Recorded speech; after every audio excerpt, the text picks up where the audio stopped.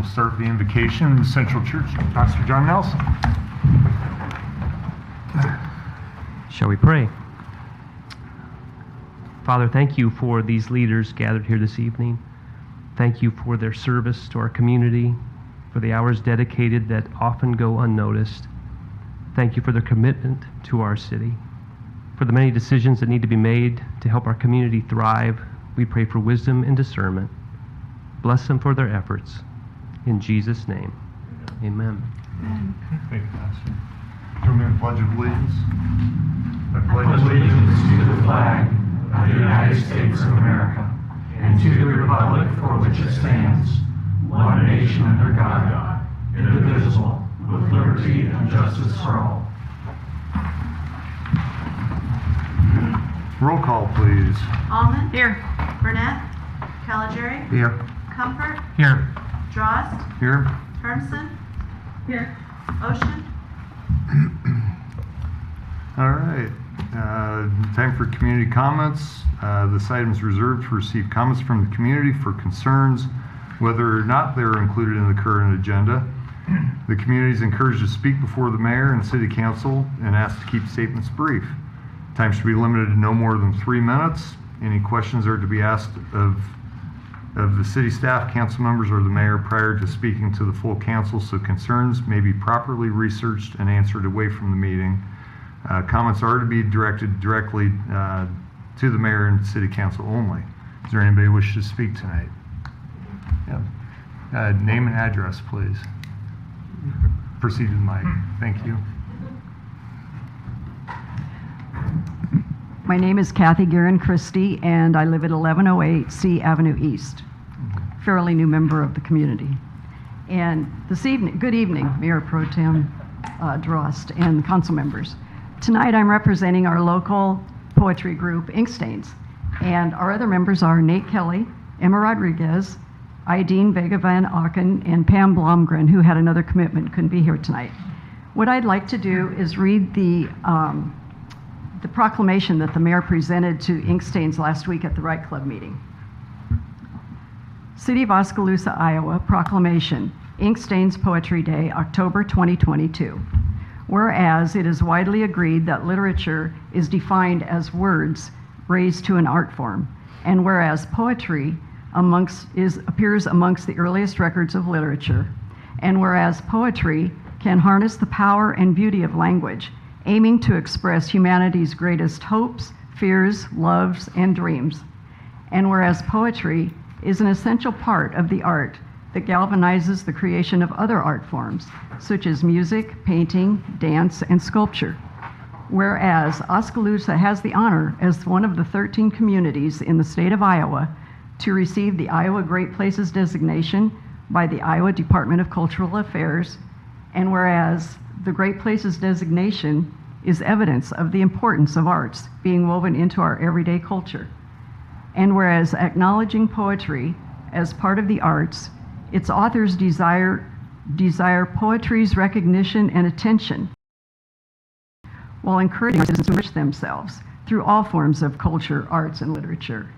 And whereas poetry provides opportunities of contemplation and reflection through the words and thoughts of others who aspire to be stewards of our language. And whereas, in honor of the local word stewards, whose poetry manifests creativity as word art, the celebration of which is wholeheartedly embraced locally by Inkstains, Poets of Mahaska Community, and the Oskaloosa Wright Club, now therefore I, Mayor David Creutzfeldt, do hereby proclaim October 3rd, 2022 as Inkstains Day in the city of Oskaloosa, and do hereby encourage all citizens to join in this observance. Signed this 12th day of September 2022. And we, the Inkstains members, would like to invite the public to help us celebrate this Inkstains Day by attending our free poetry reading, and it's going to be held Monday, October 3rd at 6:30 at the Penn Central Mall, the center court. And it's, we, the Inkstains members, will be reading our own original poetry, but we also invite the public. If you have an original poem, come read it, or if you have a poem by a favorite poet, please come join us and read your poem. And we just hope to see everyone there, and thank you for your time. Thank you. Thank you. Anyone else? Amy?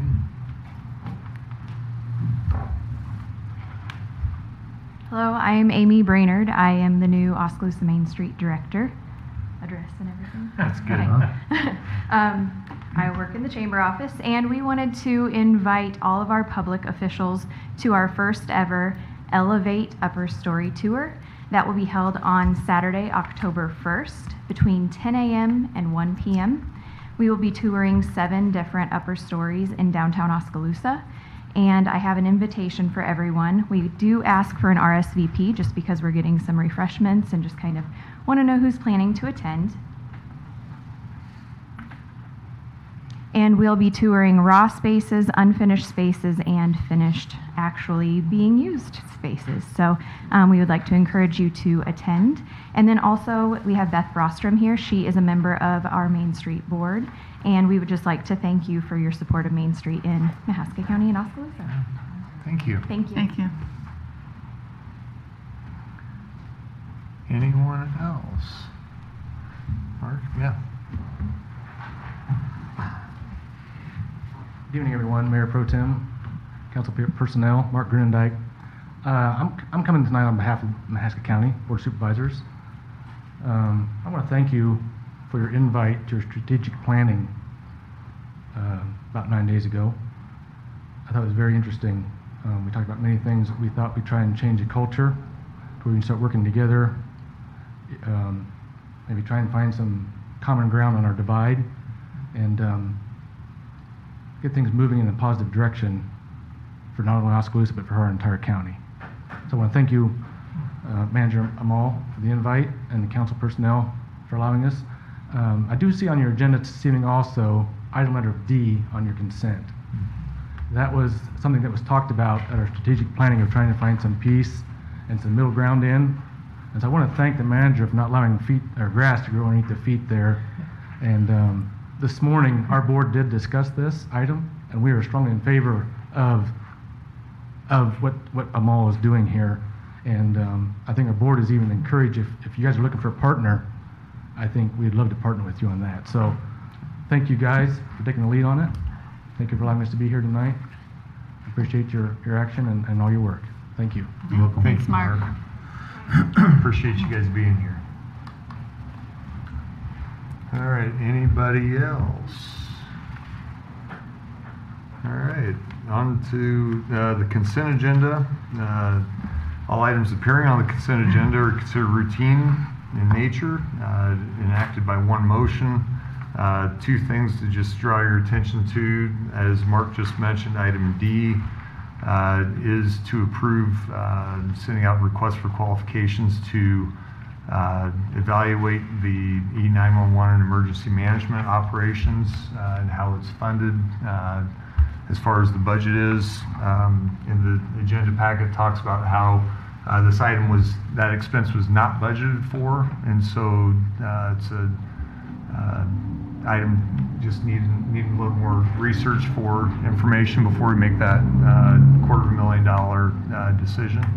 The other item, consent agenda item letter I, setting a public hearing for October 17th related to special assessments being levied for private property for weed cutting. There's 4 properties on that list. Do I have motion and support for the consent agenda? So move. Second.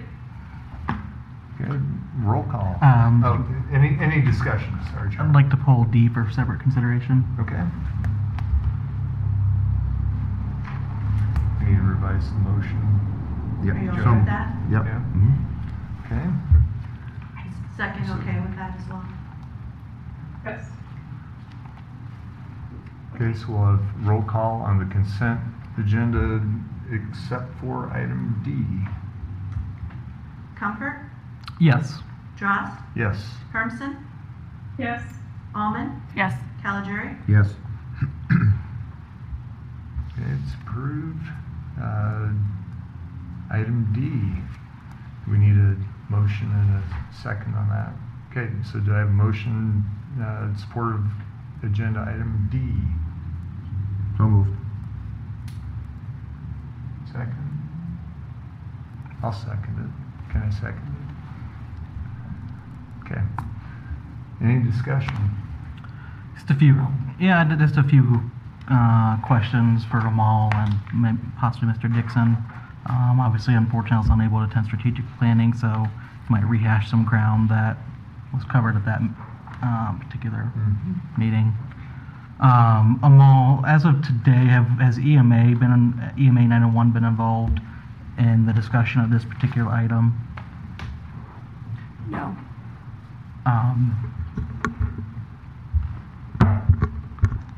Is there a reason why not?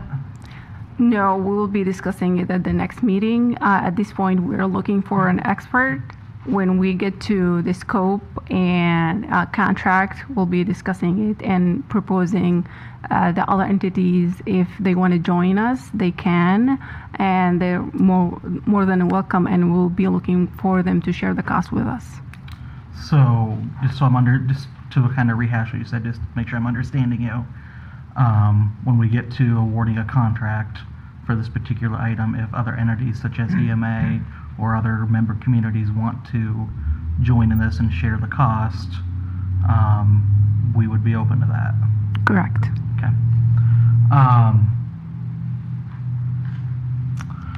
On the RFQ, I believe it's page 4, be the first main bullet point, operational efficiencies. Says recognizing the current fiscal environment and what appears to be a significant disparity between the combined EMA E911 service costs for Mahaska County and the surrounding counties. Consultant will be expected to provide an overview of the possible organizational changes / options that are not included to, that include but are not limited to, and it goes through a number of options there. I think what kind of gives me pause is the term significant disparity. So, what are we using to back that up? Is it the bill that we got for $283,000, or is there other data we're looking at? That would be the set-aside budget for the EMA and 911 services. Okay. It appeared to be, or we're not sure. That's why we're looking for a consultant to review this for us. Okay. It appears to be significantly higher. Okay. And I think, as I look at, operational costs that our EMA E911 has incurred most recently compared to other counties, it seems to me, just the data that I've seen, shows that we might be coming in pretty comparable or less than what other counties are. So I guess I'd be interested to see what the consultant will find on that. True. Are we going to be getting a true apples-to-apples comparison? I know Pella and Knoxville, for example, separate out their PSAPs. So I guess I'm just kind of concerned about making sure we have a true comparison. True, that would be part of the evaluation and assessment, and that's actually what we want to get to. We want to make sure we're comparing apples to apples and also look at all the alternatives and options for the structure of the services. We've learned some entities will combine them, and even sheriff taking dual roles on those, dispatch and being deputies. We would like to explore what's out there because we are looking at the overall cost and impact on our taxpayers. If we were to levy for it today, that would be 72 cents at least on top of everything. So I would like to do our due diligence and evaluate alternatives so we can make an informed decision. And last year it was done a temporary solution in the form of a 28-year agreement, and I'd like us to not put a Band-Aid this year as well. I would like to look for a sustainable long-term solution for this. And I know you came in when you started here July or mid-June, probably right about the time that 28E was coming back up. Well, did we ever look at just continuing on the 28E as a permanent solution at that time? I don't recall there being discussions. Well, if we do continue, that's an impact on our tax levy. That's why we're looking for a permanent solution. let's evaluate, look at the cost overall, and is there a way we can bring that cost down? That would be part of the scope of services. Timeline-wise, is there any, is it just dependent on what we get back in the RFQ? True. We'll be interviewing candidates and look at their expertise, and eligible candidates will look at the overall cost and timeline, maybe breaking those two. We'll look at the cost of the study itself, and a reasonable timeline will be put together at that time as part of a contract. Appreciate that information. I think what's kind of concerned me, just as I've wavered back and forth this weekend on this, is just kind of the process going into this. Probably not going to support this item tonight, but do want to go into this study, assuming it passes, in a couple weeks with an open mind, but probably not going to support it as it is tonight based on the process. Sounds That's all good. I have. Any other comments? Anybody? Okay, roll call. Drost, Yes. Hermson, Yes. Almond, Yes. Calgery, Yes. Comfort, No. Okay, passes. It's the end of the consent agenda. Item number 6, announcement of vacancies. One vacancy on the Airport Commission for a term ending in December of 2027. The Board of Adjustment has one vacancy for a term ending in 2026. The Building Code Board of Appeals, one vacancy for a regular member and one for an ex officio member. The Civil Service Commission has one vacancy for a term ending May 2026. And the Historic Preservation Commission has a vacancy for a term ending December of 2023. So a lot of those vacancies have been open for a while. So any resident of Oskaloosa, 18 years of age, put your name in. Happy to have you serve. So moving on to the regular agenda, item A, we're going to have a presentation discussion on possible program related to vacant buildings. I think Sean's presenting. Yes, thank you, Mr. Mayor Pro Tem, Council. Good evening. So this is something that I'm bringing to you tonight as a conversation starter. So this is food for thought, not necessarily looking for any direction from you tonight. I've got 6 slides is all. We'll go through those, give you some additional information, and we can just see where the conversation goes from there. So we're here to talk tonight about vacant buildings. And why are we here to talk about that? Well, we've been hearing a lot over a number of years now how important the community appearance is. We heard this as part of our public outreach for the comprehensive plan. We heard it again as part of the strategic planning sessions in our goal setting that we're working on right now. And so it's continuing to come up that we want our properties to be attractive. We're looking for high quality buildings. We want them to be safe. We're also looking for properties to be cleaned up, and not just once, but continually. So when they're messed up, we want them to be cleaned up again. And all of this leads to a healthy tax base. This contributes to our revenue source for the city. Now, there are a few tools that we have to go about this to improve our community's appearance. One is active nuisance code enforcement. Chief Vaughn and his staff are working on that on a regular basis. We also have a rental housing inspections program that my department administers with the contractor. We also can offer financial assistance, so we can give people money to help improve their properties. We do that to some extent, as you know, with the Oskaloosa Housing Trust Fund. We have a couple of demolition programs that can give assistance up to $4,000 to demolish dilapidated structures and help property owners rebuild if they would like. But there's one thing that we're not doing that some communities do, and that is to have a vacant buildings ordinance or a vacant properties ordinance, it can also be known as. But why are we concerned with vacant buildings? Well, there are a few reasons. I tried to list a few here. I'm sure I missed some. But if you think about it, if you have a building that's vacant, the owner is gone, they're not there, or there's no tenants, there's just less activity there. That means less oversight, that means less attention to the building, That can lead to poor maintenance and upkeep. Building just isn't having as much attention as it does when it's active. That can lead to worse things like squatting and illegal activity. We do have a problem with this here in Oskaloosa. I see the chief nodding his head over there. It's an unfortunate reality. So all of this leads to a drag. It drags down our economy. It drags down the neighborhood. The neighborhood suffers, and it just leads to decline. It affects property values and ultimately the city's tax base and revenues. So then the question is, you might be wondering, how many vacant buildings do we have? And my answer to that is, I don't know. A lot. We might. So here's my best guess at this point. So we have about 4,000 residential buildings in Oskaloosa. I'm guessing about 130 of those could be vacant at this point.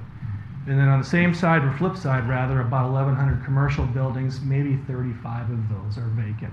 And this is strictly based on water usage. So the records came from the water department and water meter usage. So either idle meters or buildings that have had no usage for at least 6 months made the list. So I could be in the ballpark, I could be way off.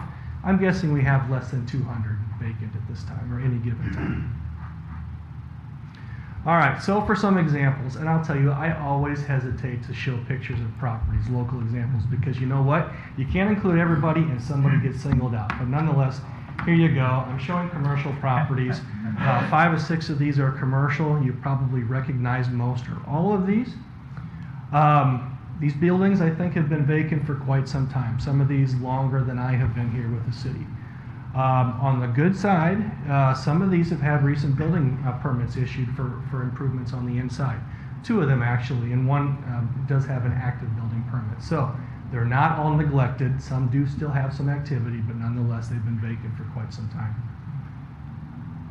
All right, so last slide. What do we mean? What do we have with a vacant buildings ordinance? What do we do with it? Well, I would say at minimum, you would have a property owner register their property, their building with the city. So they would give us their contact information. They could give us a plan for the property or what their plans are, and we could have them do it once and update it when the situation changes, or we could have them do it every year. We could do it only for residential or commercial or both, and we could decide where we wanted to go from there. We could require a plan for the property. We could decide if we want to do it if the entire building is vacant or if just part of it is vacant, like the lower half, for instance, of the building downtown. There would be some form of inspection. I think at minimum that would probably be an initial assessment, exterior assessment of the property. If we would see that the building is not secure, we would notify the proper authority. If we see that there are nuisance issues, we would take that to the fire department, and we would deal with or address with those issues as we find them. You could take it a step further. You could do interior inspections if you would like. Now, most of the peer communities that I've shown here do not do interior inspections unless they are, by chance, doing commercial inspections by the fire department, for example. Most of the programs are done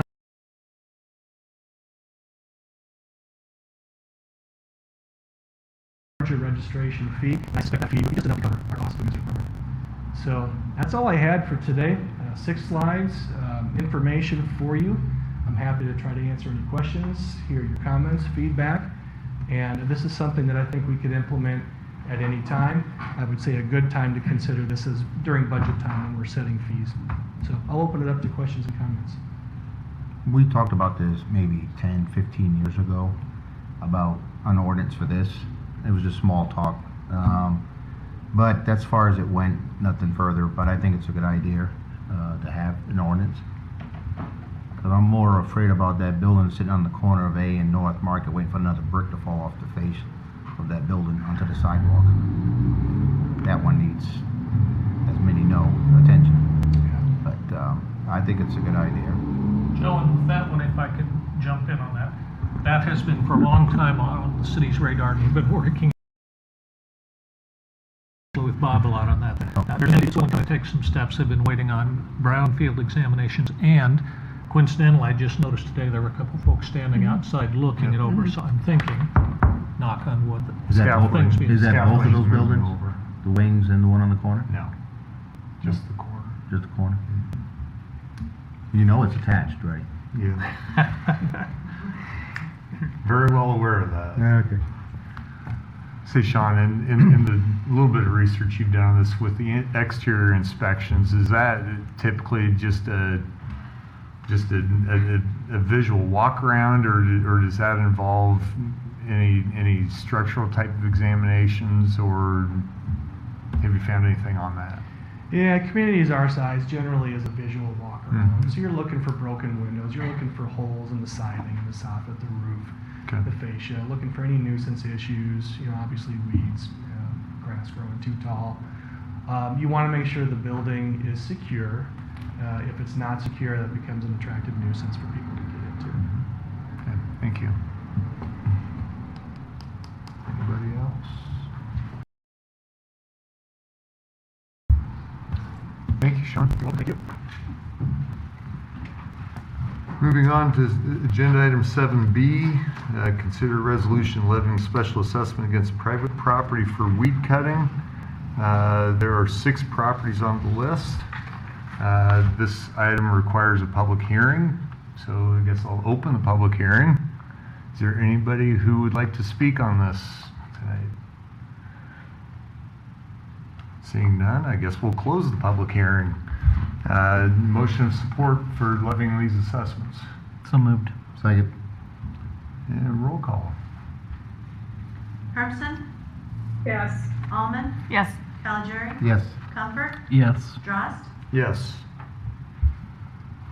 It's approved. Item C. Again, considering resolution levying a special assessment against private property for sidewalk replacement in accordance with section 12.12 of the city code. This item, I believe there were a half dozen on here. It looks like there's 5 properties on this. Requires a public hearing again, so I'll open the public hearing. Is there anybody who wishes to speak? Seeing none, we'll close the public hearing. I guess, do I have a motion of support? So moved. Second. Any discussion? Welcome, Lisa. Thank you, sorry. Trying to be Roll in 2 call. places at the same time. Almond, Yes. Calgery, Yes. Comfort, Yes. Drost, Yes. Hermson. Yes. Are you prepared to vote for that one? It's a sidewalk assessment. I suppose. The ocean. All right, and that passes. The last item on the regular agenda, item D, consider resolution approving a contract amendment for the wastewater facility plan long-term improvement project for the pre-design of the wastewater treatment facility. Do I have a motion of support? So moved. Second. All right, discussion. Amy, Amal, this is just taking that next step as we develop the plan for the replacement of our wastewater treatment facilities. It's just a step in the long process, right? We're not approving spending $70 million tonight. We're just taking the next step, right? Hopefully, we're a long ways away from approving that. So, any other comments, questions? Roll call. Calgery, Yes. Comfort, Yes. Drost, Yes. Hermson, Yes. Ocean, Yes. Almond. Yes. That's approved. All right, moving on. Reports from city staff. City manager, Amal. Staff would like to update council on items brought up at or during council comments during last meeting. Sean? Sean? Yeah. So there were 3 questions that were brought up by Councilman Audrey last meeting. So I'll go one at a time here. The first one was just a comment that the crosswalks at the William Penn University were not functioning correctly. Staff has been aware of that, and we had been looking into it, and at that point, what we actually determined is the batteries for the solar cells were starting to fail. So that was during the day, during clear days they were operating correctly, but at night and in days that might have been overcast or had other conditions, they were functioning erratically. So the batteries have been ordered, we're looking to install them, and that'll hopefully take care of that. During the process of evaluating the lights, we also did locate the traffic control device agreement with the DOT that was approved. And actually, as a part of that, we did discover that part of the agreement was that William Penn was actually responsible for all the costs of both installation and maintenance of those lights. So we're working with William Penn on how to transition that and ensure that those keep working in the future. But That's good to know. those devices were approved by the DOT. Sean, just not to interrupt, but do you see that continuing to be a William Penn responsibility, or do you see that shifting to the city? I don't see a reason for that to change, given my reading of the way that agreement was set up for the traffic control device was that it was set up that way such that William Penn would have the responsibility for them. I think if I'm understanding correctly the intent, the DOT doesn't necessarily allow private entities to own things like that in the right of way. So the city has to have ownership of it, but William Penn can maintain it under the agreement. Okay, thank you. All right. The second was the lack of a no parking restriction on North B Street, which is it's a fairly tight road. It's difficult for the plows to work in the winter. So we are going to prepare an item for the Traffic Safety Committee to evaluate that. I'll be sending out surveys to some of the local property owners in order to have that feedback and make sure they're aware of what's going on.